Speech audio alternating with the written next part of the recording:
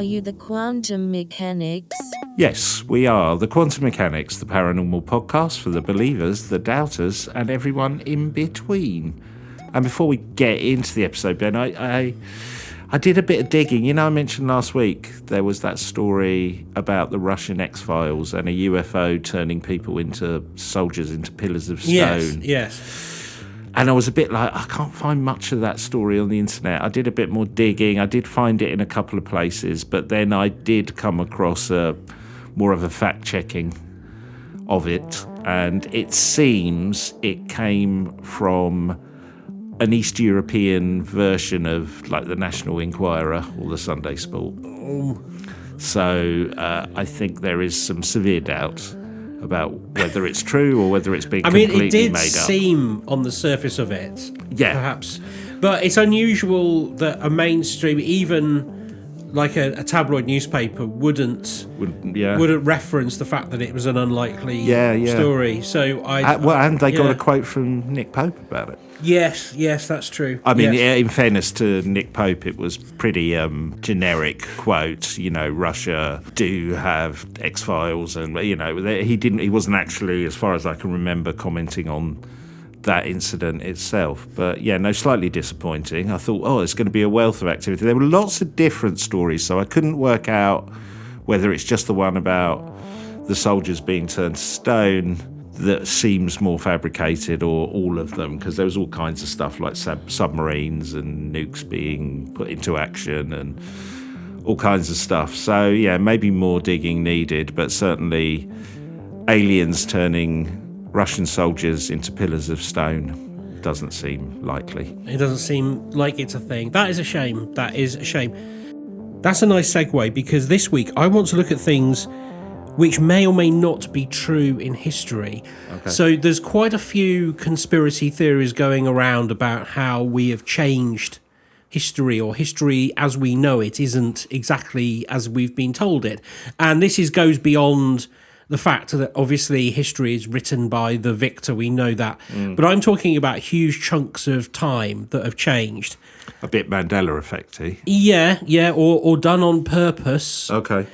And then there's a staggering story about an individual whose history has changed, and that is a story which isn't a conspiracy theory. It really did happen. Oh, right, okay. And so we're going to come on to that. But there's a few that have been kind of brewing, and quite often when I meet people and they know what I do, they say, oh yeah, what about this? So I've looked into a few, and this is where they land. So my first one is, do you know about the Phantom Time conspiracy with Charlemagne? No, but I'd really want to know. I will be brutally honest with you, I didn't know who Charlemagne was. So I'm going to set this up for anybody else who was like me. And I'm starting my story on Christmas Day, 800 AD, 800 CE, whichever way you want to put it. So it's not the one who was in June, who's in all the Hollywood movies? No. He is Charles the Great, King of the Franks. It'd be great to be. There's a load of good names in here, by the way. We're gonna come on to a few of them. And he rises as the Holy Roman Emperor, and he's crowned by Pope Leo III. He's a big man, and at 52, he's a warrior who has crushed the Saxon rebels. He's a scholar who reads Augustine by lamplight, and a ruler whose empire spans from the Atlantic to the Danube. He was obviously born in 748 CE in Aachen, and he was the eldest son of Pepin the Short. Oh, Pepin the Short. Yeah, who was a Frankish king who wrestled power from another fading. They're called the Merovingians. I'll tell you what, if you could rewrite history, being called, what was it, Pepe the Short? Pepin the Short. Pepin the Short. That is something you might want to rewrite, I would think. Yes. Pepin the averagely sized. Yeah, unless he just had a really bad temper. By 768, when he inherited... I've only just got that. Yeah. By 768, when he inherited half the Frankish kingdom alongside his brother Carloman, he was a giant. He was over 6 foot tall, which is really rare for this era. And apparently a booming voice. Especially if your dad's Yeah. Pippin the Short. Pepin the Short. Pepin the Short. Pippin. It makes him sound like a rabbit or something. Oh God, we're writing. His father was a children's toy rabbit. We're rewriting history as we're doing the podcast. His brother died in 771, leaving Charlemagne the sole ruler, and he embarked on a 30-year campaign to forge an empire.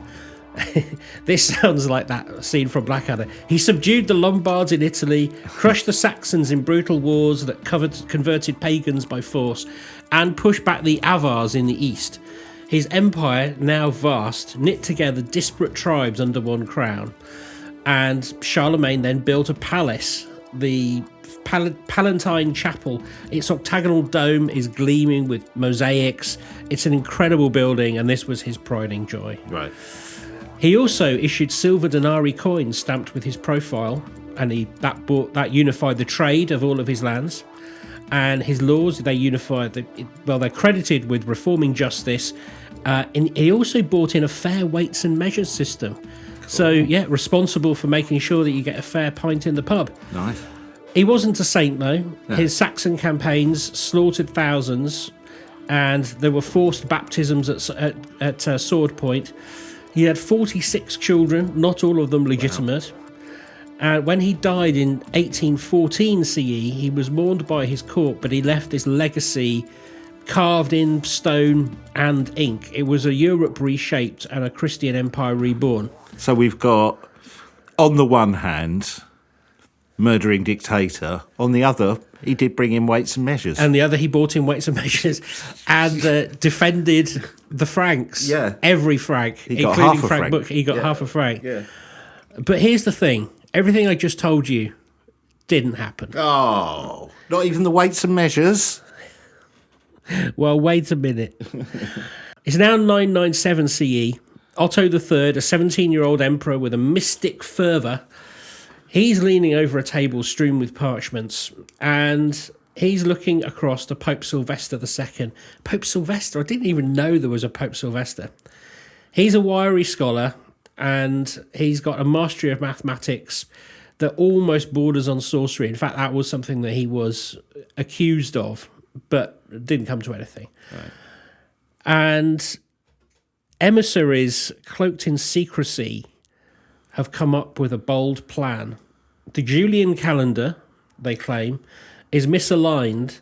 It's got an 11-minute annual drift skewing time. The true year is closer to 700 CE, not 1000. Right. To rule at the millennium's dawn, a moment of Christian destiny, they propose a radical act. Invent 297 years of history. Right. Charlemagne, the great unifier, will be their cornerstone. The early Middle Ages, 614 to 911, seem eerily quiet when we look back at them. Where are the bustling cities of Rome's heyday, the abundant artefacts of later centuries? Original documents of this period are really scarce. The Julian calendar, used since 45 BCE, does gain 11 minutes yearly. That means it accumulates a 10-day error by 1582.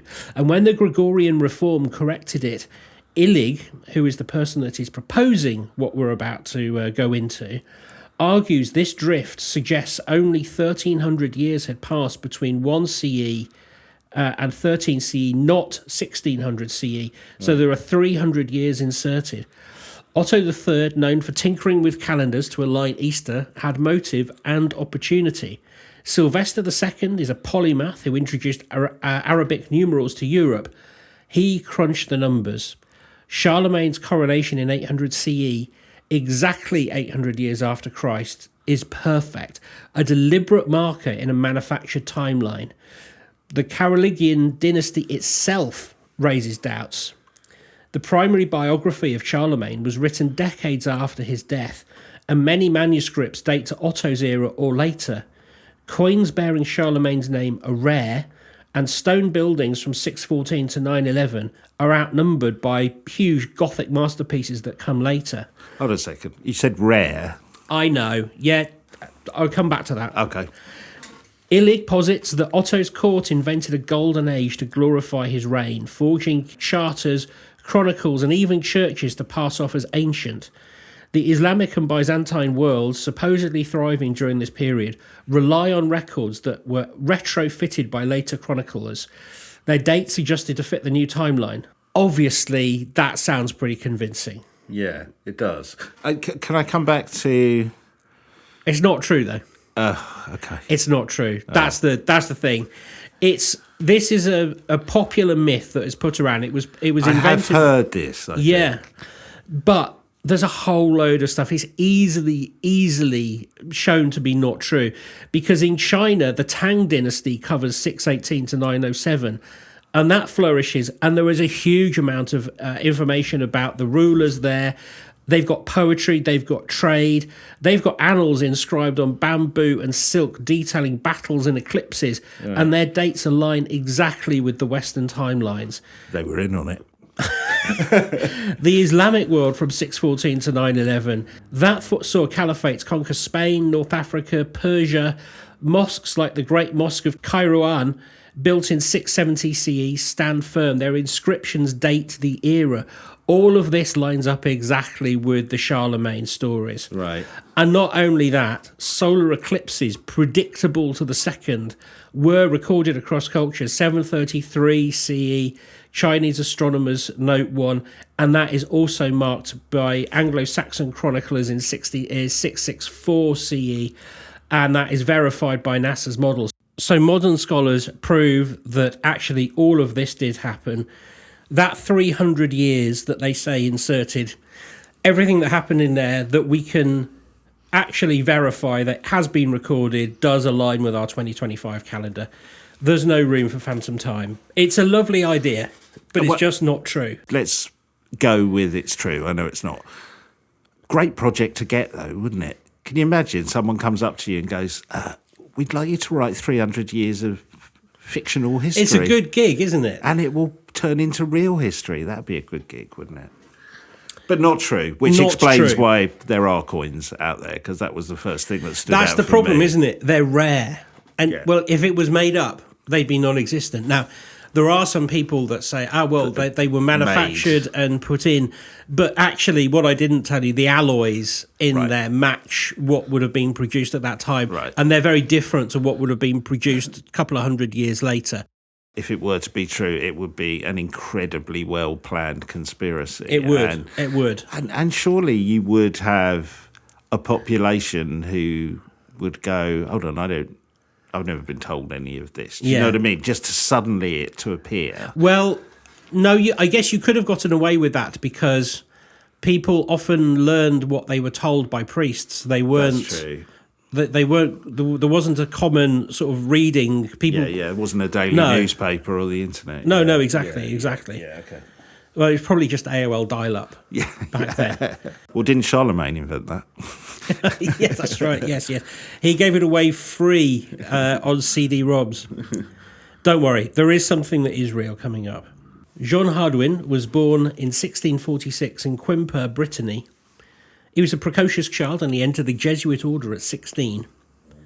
By his 20s, he was a professor at the Collège Louis le Grand in Paris, editing Pliny the Elder's Natural History with quite a precision, and this is where he earned a name. He was erudite, staggeringly erudite. He spoke Latin and Greek as fluently as French, deciphered ancient coins, debated theology with the finest minds, and yet beneath his scholarly veneer, he had a restless doubt. The texts he studied, Homer's Iliad, the letters of Paul from the Bible, they felt wrong. Their styles and references were anachronisms that only he could see, but they betrayed a language that wasn't right with the person that wrote it. His epiphany came in 1680 while annotating Pliny. A passage on Roman festivals struck him as too polished, his Latin echoing medieval hymns. He began to suspect that Pliny's work and nearly all classical literature was not ancient, but a 13th century fabrication. He'd been using ChatGPT or some other AI, hadn't he? Please write me an authentic work of Pliny. Yeah. By 1690, he extended this to Christian texts, declaring that the church fathers, Augustine, Jerome, Ambrose, were invented by Benedictine monks to construct a fictional history of Christianity's triumph. Even the Gospels, he argued, were penned centuries after Christ. Their Greek was too refined for first century Judea. Hardwin's conspiracy grew bolder. Only a handful of texts, like Pliny's Core and some Roman inscriptions, were genuine. The rest, Greek poetry, Roman histories, all of them forgeries, crafted to give the church a deep, authoritative past. His motive for this grand deception was vague, but it centred on ecclesiastical power. He was a loyal Jesuit, believed medieval monks, possibly under papal orders, fabricated antiquity to glorify the church, inventing a pagan world that Christianity heroically overcame. The 13th century, a time of crusades and scholasticism, they were the forgery, where monks rewrote history to anchor the church's claim as Rome's heir. He was branded eccentric and died in 1729, and his ideas were mocked by the Enlightenment's rationalists, yet his theory lingered. Could have been worse for him, actually, because it's quite. I mean, we've done many a story of witch trials and all kinds of stuff going on. If you're basically going, hey, I'm saying all this stuff is faked or exaggerated, that's quite a dangerous position to hold, I would have thought. It is. Although, like, he was, as I said, he was a Jesuit, and I don't think he was putting this together as a way. In a way, he was almost suggesting that what had been done was anti the church as it should be considered. I mean, this is literally what I'm about to tell you is the vision of what happened. He says, in a 13th century monastery, Benedictine monks, black cloaks huddling over oak tables, tallow candles. They aren't copying scripture as we've been told it. They're creating it. So they wrote Homer's Odyssey. They wrote the Confessions of Augustine. This is a secret cabal. And the motive, obviously, as I said, give the Catholic Church a mythic pedigree. And when they do it, the year leaps from 300 to 1300 CE. Europe, mired in feudal chaos, accepts the lie. Its people are too scattered to question the monk's sleight of hand. His argument rests on these textual anomalies, which at first glance sound intriguing. Classical Latin, he claimed, varies suspiciously across texts. Virgil's work, supposedly 1st century, uses phrases that he thinks were only used in 13th century liturgical Latin, as if it was written by monks, not Romans.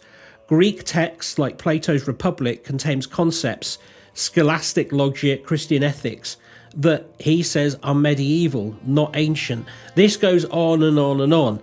He also goes, there's some famous speeches that are preserved by monks, but again, he says these are an invention, these can't be real. And he just keeps going back and referencing these little references in the text, which he says are anomalies which shouldn't be there. It sounds credible, but it does fall apart because when we start with the manuscripts themselves, his claim that classical and Christian texts were 13th century forgeries, well, the Dead Sea Scrolls discovered in 1947 and dated to 200 BCE contain Hebrew texts, and this is interesting, of Isaiah and the Psalms, and their script and language are distinctly different from medieval Hebrew, but they are reflected in the work that he is claiming is fake. So actually it was his misunderstanding of the language that throws into it's basically him that was wrong. The text was as there. People were writing it. He's made the mistake of thinking that people were more simple back then, so how could they have these grand ideas? Right. And it's just not true. They did have them, and so obviously we can now, when we look at it, prove that there are buildings that fill that 1,000 years. For a while, there were people that bought the idea, and it does sort of float around now. But unfortunately, there is not a missing 1,000 years that was invented by the church. It's one man's misunderstanding. Okay, is that what he was saying, though, as you were just saying the history of that time has been rewritten, or that no, he thought it disappeared in some way, or he thought those monks had accelerated time from 300 to 1300. Right, so a bit like the first story. Yeah, it's a similar. Yeah, I like that idea, though, he's reading through the text. I've always thought that with Homer's Odyssey of just, and then he defeated the beast, obvs. I thought there was some language in it that didn't quite Lol. well. Yeah. Okay, so far we've established that those two timelines aren't real. There's another one which goes alongside this. Have you come across Tartaria? No. Imagine a world where cities gleam with domed palaces, copper roofs flash under blue sky. Tartaria, as the conspiracy paints it, was no mere kingdom but a global civilization which stretched from the Urals to North America and from Mongolia to the Middle East. Its heart lay in vast steppes of modern-day Siberia, where the city of Tartar, now lost, rivaled Rome in its splendour. Tartarian architecture was a marvel. Towering pavilions with intricate stonework, arches that seemed to defy gravity, and buildings powered by atmospheric electricity drawn from the ether through spire-top towers. I mean, this is painting nice. A picture of Atlantis. There's a bit, though, you're basically ruling half the globe. Yeah. I know where we'll put our capital. Siberia. Well, yes, that is true. I might have chosen somewhere a little bit more accessible and not so cold. Well, I mean, maybe that was their Tartarians. master plan. Their technology harnessed free energy, illuminated streets without fuel, and powered airships that sailed through the sky. Tartarians were an enlightened people, their society harmonious, and their knowledge of geometry and astronomy surpassing our own. The evidence, apparently, to those who believe it, is striking. Old photographs from the 19th century show structures too grand for their time. The Chicago World's Columbian Exhibition of 1893 and its alabaster palaces, the Crystal Palace of London's 1851 exhibition, which, as we know, glass cathedrals spanning acres. We even call Crystal Palace in London, that area, Crystal Palace. Yeah. Sorry, how does that fit into the timeline, though? These were not crude industrial buildings, but masterpieces that craftsmen had built, and the far older and wiser Victorian-era people had revamped. Okay. They are Tartarian design. That's been, No, they were there. They were always there. That's what they say, yeah. Okay. These marvels were demolished after brief displays. It seems odd, doesn't it? Why would you pull down Crystal Palace? Why destroy such beauty? Yes. Well, the Tartaria conspiracy offers an answer. Okay. These were not fairgrounds, but surviving cities, erased to hide their true origins, you see. Maps bolster their tale. Antique atlases, like those from the 16th century, mark Tartari or Greater Tartaria across Central Asia, which is a region vaster than the Mongol Empire. Russian chronicles mention Tartars as powerful people and their lands stretching to the Pacific. And then we have these photographs, obviously more recent photographs, of mud-flooded buildings, structures with basements buried under meters of earth that suggests a cataclysm. And this is what buried the Tartarian cities. The conspiracy points to modern cities like Chicago, where streets were raised in the 1850s, leaving older buildings ground floors below them. Could this be evidence of a hidden past, a civilization not by time but by design? Could it? No. Well, I mean, okay, let me just... If we went with it, you wouldn't be able to erase all of Tartarian architecture and evidence that they existed. So we'd still be digging stuff up now, wouldn't we? Unless the conspiracy is ongoing. Well, apparently the Napoleonic Wars, the American Civil War, the Industrial Revolution, these were all designed to dismantle Tartaria. Right. Who did it? The Freemasons, the Vatican, right. Globalists who envied its power. Yeah. And by the end of the last century, it was all gone. And the people who really delve into this, they say we're living in 1200 CE, not 2025. Okay. It does exploit people's sort of misunderstanding of how these buildings came to be, and the 19th century explosion of buildings that I just mentioned. Things like Chicago's White City, Paris's Grand Palace, they look too advanced for this era of, like, I don't know, steam and gaslight, I suppose. Right. And their stonework, which looked like it was sort of put together with modern laser technology. It's a bit like when we look at ancient monuments and say they couldn't have built that, could they? Well, it's a bit like the pyramids. And then why isn't would you it? knock it down? Yeah, it is. It's exactly like the pyramids. The problem with it all is we've got the plans. We know that these things, what they were built for. The Eiffel Tower still stands. We know the man who built it. Yeah. It wasn't Tartaria. They were all put there for a good reason. Well, the opening of the Crystal Palace was such a big thing. It would suggest it was always there, or they just dug it up and then pretended it was something they built, or are we saying they rebuilt it? I'm not sure. I know they're saying that it was already there. It was already there, and it was being used, and then all this cabal came and pulled it apart and Put it back together again, said it was it doesn't make any sense. No, it doesn't make at any all. sense. No. It makes use of a blind spot in Western history, which is basically the Mongol Empire, who left sparse records. And there's a misunderstanding about the word Great Tartary, which was used in Russian archives largely to refer to people who were Mongols and Turks. Yeah. It doesn't have any great mystery, really. It's just an academic and sometimes slang word that was not used by European scholars, so it's alien to our language. Yeah. But this whole it's almost like a Star Wars type story to tell, and it's also quite seductive in that it makes you think, oh, there were a people here before us, and we've kind of lost it. It's kind of the things must have been better in the past thought, but really brought to fruition. I tell you what it also reminds me of. When I was looking through this, there's kind of a lot of references to don't forget that there is a myth of the flat earth in the Middle Ages.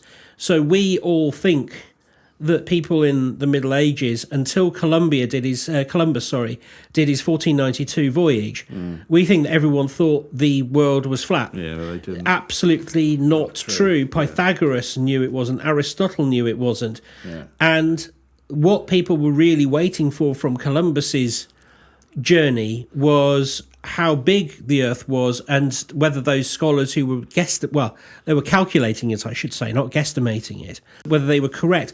I was told at school that people told Columbus he would fall off the edge of the Earth. Yeah, so nobody told him that. No, all of that is a fabrication created by Victorian intellectuals to vilify the medieval church and inflate their own era's brilliance. And that is what we see from Tartaria. This changing of time, this kind of attempt to rewrite history in the past, tries to put your current timeline either into a better or worse light, or accuse somebody that you don't appreciate of doing something, of making something up. It's fake news. It's fake news. I mean, I'm surprised that people go for some of these. Charlemagne, I can sort of understand, but I would also say that it matches with our lack of school teaching. That, the fact that I didn't know anything about Charlemagne is not surprising, considering my history lessons basically started at 1900 and the Great Depression and the wars, and finished in the 1970s. But it doesn't mean, just by not knowing about it, doesn't mean it didn't exist, does it? That's the thing. No. I was thinking the Tartarian Empire would be a good name for a chip shop. Oh, or a dentist. Or a dentist, yeah. Actually, a chip shop is good. I like that. But there's another thing in this of dates. I mean, when I lived in Japan, it's a completely different date there, because it is, from my memory, 1300 CE. Well, no, it's something like that, because the year is the year of the current emperor from when he was born. So it kind of keeps restarting a bit. It's more complex than that. But so, yeah, I mean, I was like, I had to, when I was filling out forms out there, I had to get people, Japanese speakers or people living there going, what's the date? I have no idea. I don't know what year it is. What year is it? So So there's a difference between, I get that dates might be wrong, did the calendar that we use really start on the date of birth of Christ? You know what I mean? Yeah. So I get there could be distortions, or it's just a concept, the date. But then so that means 300 years, 3,000 years has been invented. That's such a leap, isn't it? Oh, yeah, it is. You know what we say to that conspiracy theory, Ben?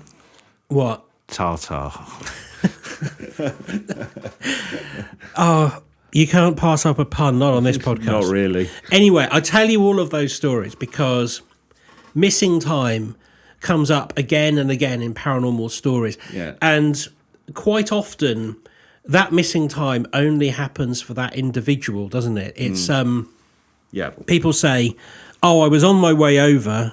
I left at 10 o'clock and now it's 2 o'clock, but it should only take me half an hour. Where have I been?" And then with a regression, they find that, maybe they've been aboard a spacecraft or whatever it is.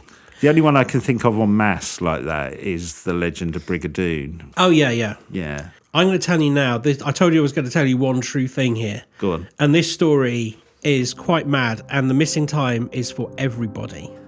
It starts on a bitter February day in 1978. 23-year-old Steven Kubacki is a history major at Hope College in Holland, Michigan. He puts on his skis and heads towards the frozen expanse of Lake Michigan. He's an outdoorsman who'd climbed mountains in Europe, all over the world basically. He was no stranger to adventure, and this area was familiar to him.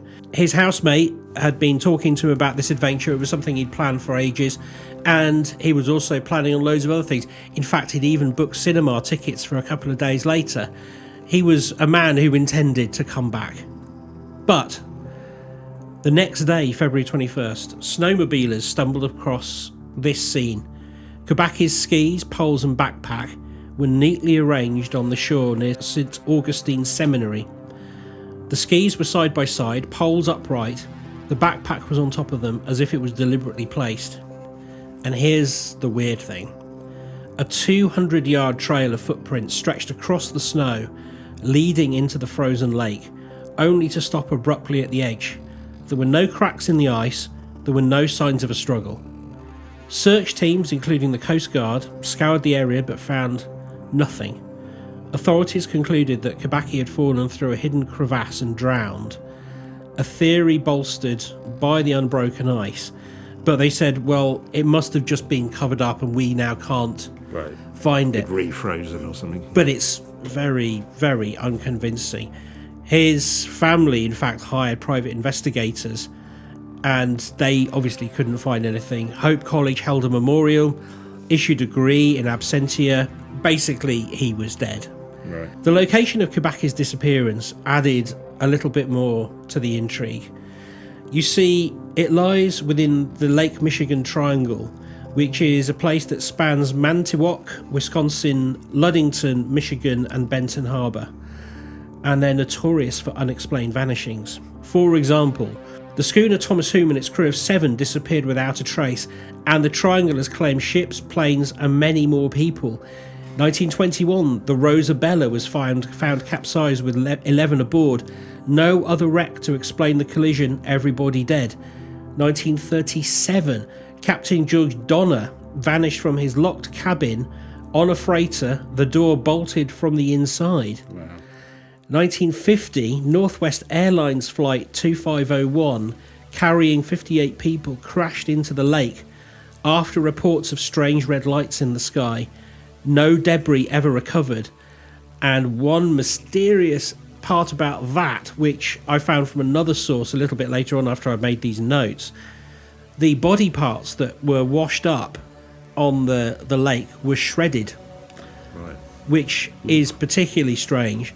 People had assumed that this aircraft had exploded and broken up in midair. Right. This red light was observed for an hour before it vanished into it didn't crash, it just blinked out of existence. Right. And that coincides exactly with the time of the disappearance of this craft. Right. And then in 2007, there was a sonar discovery of a structure beneath the lake which it sort of resembles Stonehenge. It's a man-made structure below the lake. Wow. Have people gone down and visited that? They have, but they didn't find anything. They just went, oh, that's a mysterious collection. So there are various theories that I've read. The most common theory is that before it was a lake, people were living there and they built a previous tribe. Yeah, it was a settlement. But 15 months later, May the 5th, 1979, Kubacki reappeared in Pittsfield, Massachusetts, 720 miles away. No memory of the intervening time. Sorry, how much time had gone past now? 15 months. 15 months. Hell of a way to get your degree without having to take it. Yes. A motorist picked him up as a hitchhiker and he asked to be dropped at a payphone. He was wearing, his memory comes back, so he says the unfamiliar clothes. He's got sneakers. He's got new glasses, new prescription glasses. Wow, okay. A T-shirt from a Wisconsin marathon. His backpack contains $40, maps, hitchhiking signs for cities like Sacramento, San Francisco, Reno, Chicago, Utah.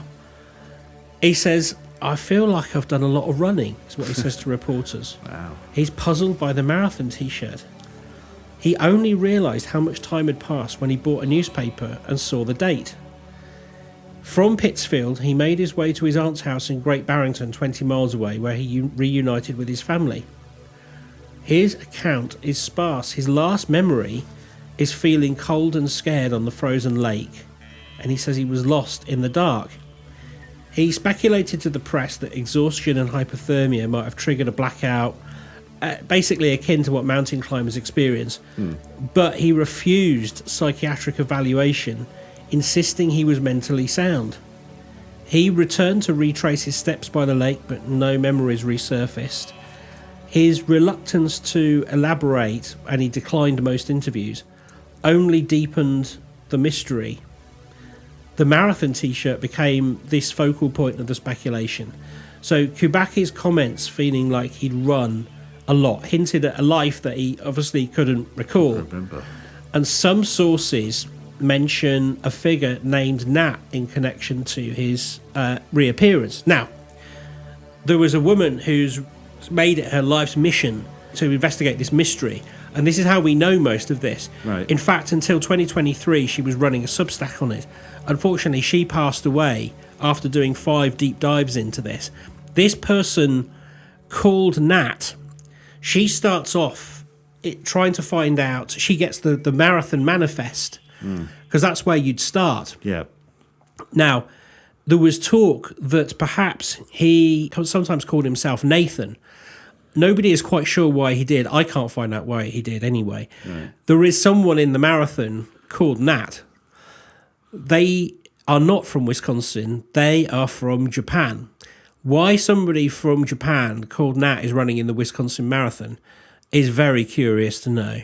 The other thing that she uncovered is that at some point after his disappearance, a man matching his appearance, calling himself Nat, so obviously not a Japanese native, because this is a tall white gentleman. Yeah. He flags down a taxi, calls himself Nat, and he goes to his aunt's house.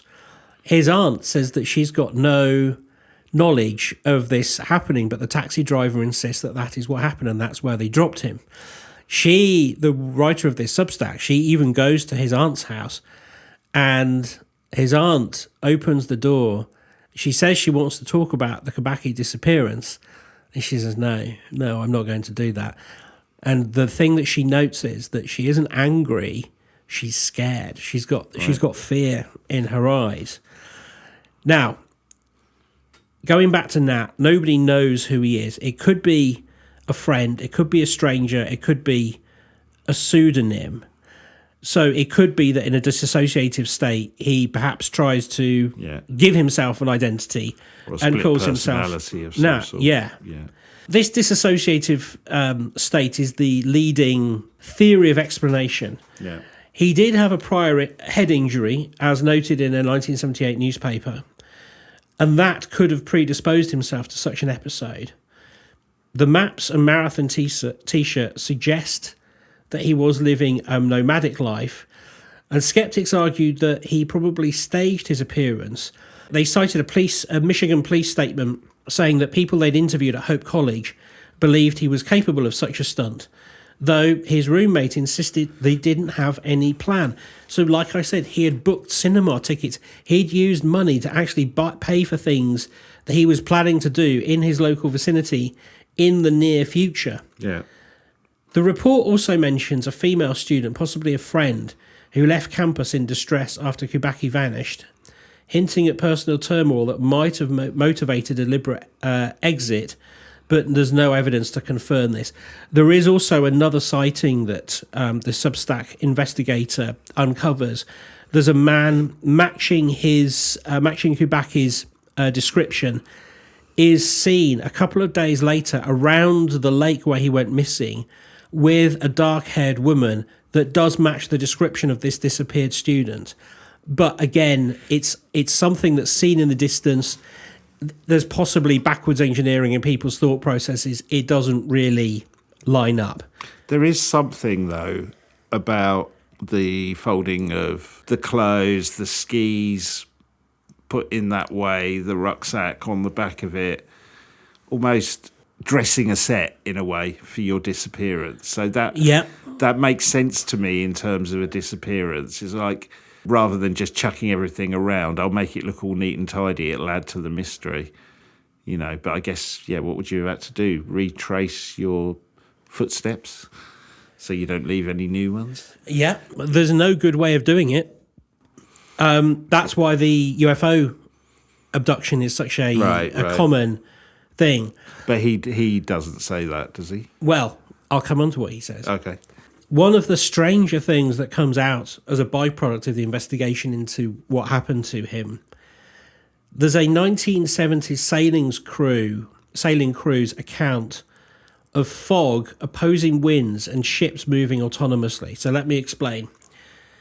There's a crew of 5 people out sailing for the day, and there are other sailing boats around them. Ships is a strong word. They're like, I don't know what you call them, schooners, something like this.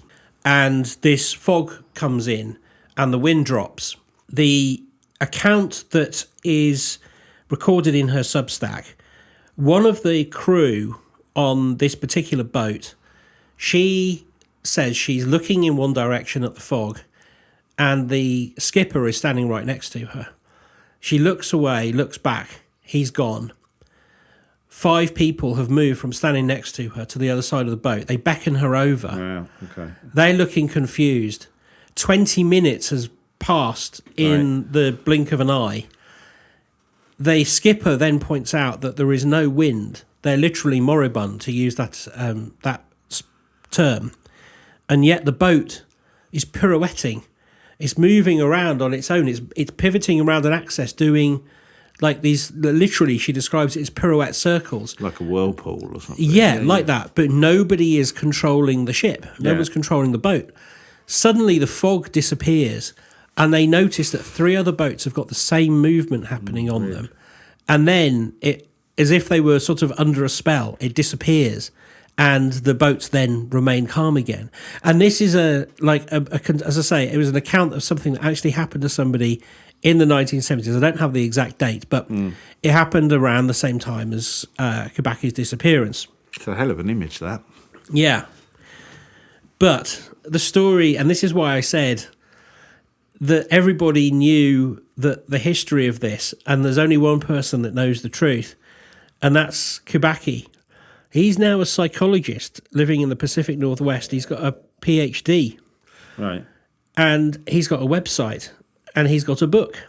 The book isn't out yet, but it's billed as the never-before-revealed true account of his disappearance. The site claims that Kubacki knows exactly what happened, hints at involvement with a revolutionary organisation, a figure named Nathan T., that could be the Nat mentioned in certain accounts, right, possibly a key to this lost time. The book promises a dramatic, inspiring story, suggesting his experience was neither amnesia nor abduction, but something deliberate and transformative. Now, Wow. that's pretty weird itself. Yeah. I wonder why it's taking him so long to write Yeah, this book. yeah. It is weird. This book we've been waiting for it for a while. He's got another book out, which is a very strange piece about. So I downloaded some trial pages of it just to see what it was about. It's about the relationship between maths and God. It's quite an odd one. Okay. But there is an FAQ on his website which says, question, have you been abducted by aliens? And he said, you'll have to wait for my book. Right. There is another thing, though. He said, I can't talk about what happened, but I'm happy to talk about the ideas that I got from it. Do you want to interview me? So I dived in and went, yes, please. Oh. Yeah. So I'm waiting for an email back from Kubacki to see if he will come on our show. But isn't that an amazing story? That's an amazing story. We'll probably get that email in 35 years.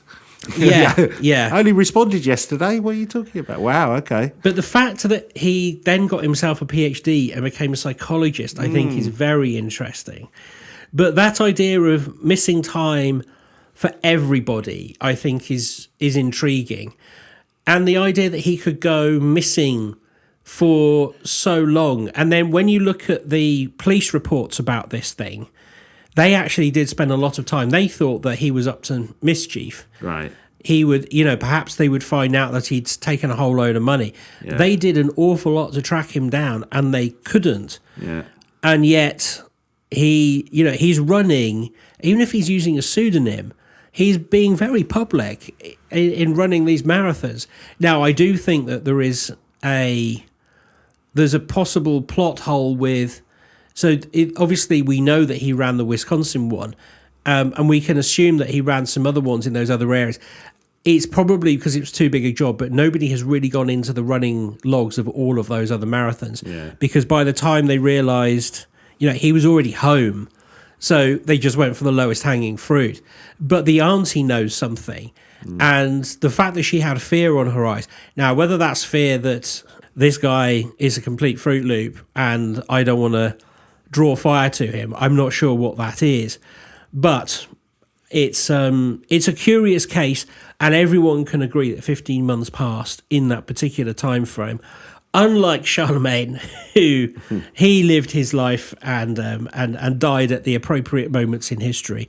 But I want to know what happened to that's Kubacki. Fascinating. Yeah. While you were talking about it, I did think about, can't remember his name, the canoe guy, the one who faked his disappearance and his death and was like living in a cupboard in his house pretending, and his wife was there. You remember they all got done for that? Yeah, well, he was living next door and they built a tunnel between the two houses. Yeah. But he'd done it from my memory for the insurance money. That's right. Is there any hint of if it was made? There's no money to be had. There's no here. Problem that he's escaping as such. No. And there's no, like I said, I was just thinking it was a hell of a way to get a free degree. But no. And then he went on and got another one. PhD. Yes. So I don't think that was it. Yeah, weird. The most likely explanation is that he'd fallen in with perhaps a group of people who were not maybe a cult, but they said, like, we can do this, but only if no one else knows we're doing this, whatever this is. Yeah. But to choose to make your footsteps in the snow suddenly cease. Then you'd have to trace your steps, almost walking backwards to make it look like to make the effect work, wouldn't you?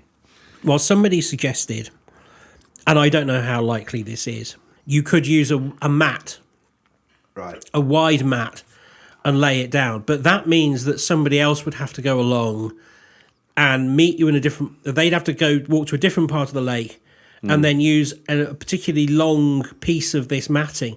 And then you'd have to brush away the evidence. It'd be easier to brush away the evidence.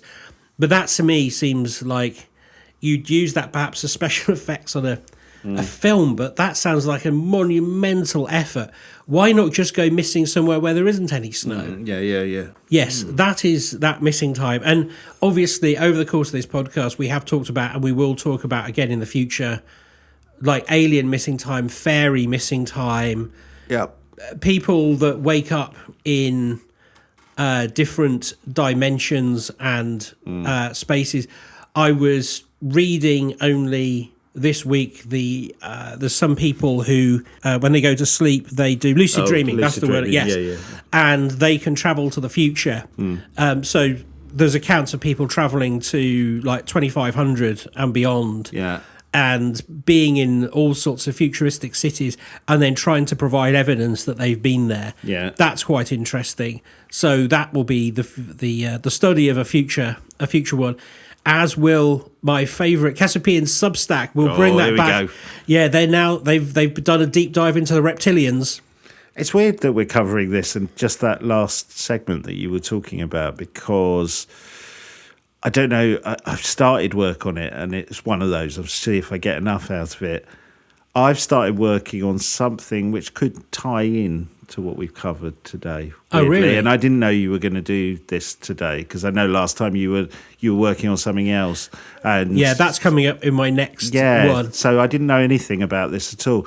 I've been looking into it. It was after we were talking about it, I think, on the Extra Scoop in the last episode. This idea, we started talking about Skinwalker Ranch, and we started talking about, could it be the location rather than anything else that's going on there? So I've started delving into that. So it's kind of, I'm researching portals that are associated with specific locations. Yeah. Yeah, I've done some base research, but I haven't put it and seen if there's enough to put it into an episode. But it kind of ties into this a little bit, doesn't it? You know, because there are those thoughts of time slips and portals and all kinds of stuff going on. Although in this case, yeah, if he's running marathons and stuff like that, it doesn't feel like a kind of time slip, does it? I was thinking as well, he would have had to been doing something to earn himself money as well. Yeah, well, that was either he was under the care of somebody else. Yeah. See, some people were speculating that he was doing it off the winnings of the marathons, but I can't see that can be true. I don't think there's that much money in it unless you're one of the professionals, and then yeah. And how did he get prescription glasses? Yeah, that's a really good point. I know you're saying, well, he just goes to Specsavers and has another exam, but there would be a trace. I mean, again, as you say, it would need money. But it's a deliberate act of going into an optician. God, if he's buying new glasses, it would definitely need money. Jeez. Right? Yeah, exactly. So there's a whole load of stuff going on there. But the elusive gnat. So I'm waiting for this book. I think the world is waiting for this book. The current status of it is, it says we're pitching to publishers. Okay.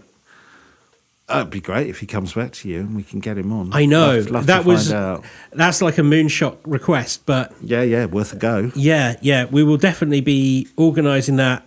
That is such a piece of gold. We'll probably put that out for our Patreons first at patreon.com/TQM pod. Lovely. We're going to head there now, aren't we, into the land of Patreonness to do Ben and Peter's Extra Scoop, which I'm sure we'll talk about this more. That story's great, and that idea of the concept of, I get rewriting history, but inserting time blocks of history is that seems really strange to me. Stranger than, because there are those stories of lost civilizations millions of years old where actually it makes more sense, because actually all evidence of them and their technology would have been destroyed because it's over millions of years. I mean, you might get fossils, or fossilized something. But so I find that idea of those ancient lost civilizations a little more credible than suddenly there's this whole chunk of time that's been either deliberately invented or lost is it's quite a head scratcher, that, isn't it? It is a head scratcher, although Tartaria, obviously it falls apart immediately, but this whole thing came together because that hour that we lost a couple of weeks ago, when the clocks went back, that affected me for ages. I really felt like I'd lost time, and that made me go back into more cases of lost time, and so that we were in danger of doing more fairy stories, so I thought this one more interesting. Yeah, definitely. Cool. Right. Well, for free listeners, that's it for this week. Excellent. We will see you next time on the Quantum Mechanics, where I may delve into a portal. Well, just make sure you come back again. Yeah, indeed. See you later. See you later. Bye. Bye.